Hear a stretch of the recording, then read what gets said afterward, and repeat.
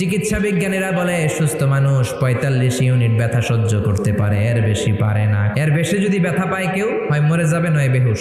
একটা মা তার বাচ্চাকে জমিনে আনতে যে জমিনের আলো দেখাতে যে কত কষ্ট করে শুনেন। আমার আর আপনার মা আমাকে আর আপনাকে জন্ম দিতে যে ৫৭ ইউনিট ব্যথা সহ্য করেছিল ডেলিভারির দিন। ৫৭ ইউনিট, 57 ইউনিট প্লাস, তার চেয়েও বেশি। যেটা কোনো অ্যাক্সিডেন্টে আপনার দেহের ২০টা হাড্ডি একসাথে ভেঙে গেলে যত ব্যথা, এর চেয়েও বেশি ব্যথা। বিশ্বনবীর এক সাহাবী নাম হলো আলকামা। মৃত্যুর আগে দিয়ে আলকামার মুখ দিয়ে কালেমা বেরোয় না।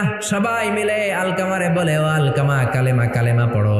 আলকামার সামনে সবাই পড়ে লা ইলাহা ইল্লাল্লাহ, কিন্তু আলকামার মুখ দিয়ে বের হয় না। ৩ দিন বিছানায় পড়া। বিশ্বনবী সুহাইবকে পাঠালেন, বেলালকে পাঠালেন, দুইজন যে আলকামার কানের সামনে কালেমা পড়ে, কিন্তু কালেমা বেরোয় না।